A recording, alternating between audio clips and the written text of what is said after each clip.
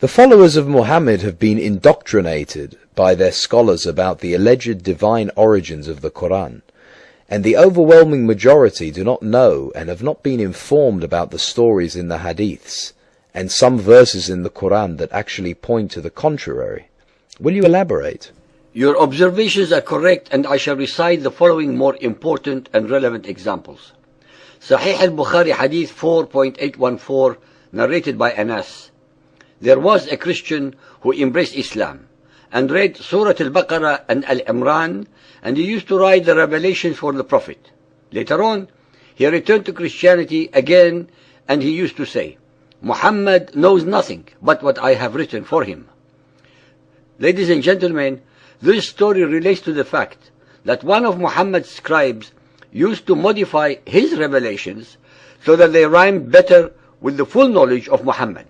This made the scribe realize that they could not possibly have been divinely revealed if a mere mortal like him was allowed and able to alter them. So he left Muhammad and his Islam and reverted back to Christianity. The following is a shortened version of a hadith regarding Muhammad's first alleged violent encounter with the angel Gabriel. Sahih al-Bukhari Hadith 1.3, narrated by Aisha. Thereupon he caught me for the third time and pressed me, and then released me and said, اقرأ باسم ربك الذي خلق الإنسان من علق. Read in the name of your Lord who has created man from a clot. Then Allah's apostle returned with the inspiration and with his heart beating severely. Then he went to Khadija bint Khuwaylid and said, cover me, cover me. They covered him till his fear was over, and after that he told her everything that had happened and said, I fear that something may happen to me. Khadija replied, never, by Allah, Allah will never disgrace you. Khadija then accompanied him to her cousin, Waraqa bin Nawfal bin Sa'd bin Abdul Uzza, who during the pre-Islamic period became a Christian and used to write with Hebrew letters. He would write from the Gospel in Hebrew as much as Allah wished him to write. Another version of the same event goes like this. Sahih Bukhari Hadith 6.478, narrated by Aisha again. Khadija then took him to Waraqa bin Nawfal, the son of Khadija's paternal uncle.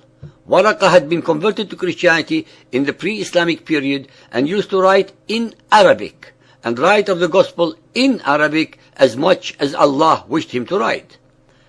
The listener should be made aware of the transition in the two hadiths, from writing in Hebrew to writing in Arabic. This was part and parcel of the methods used by the later followers of Muhammad to deliberately distance Waraqa from the Jews as much as possible, to make believe that the Quran was not influenced by anyone outside of Muhammad.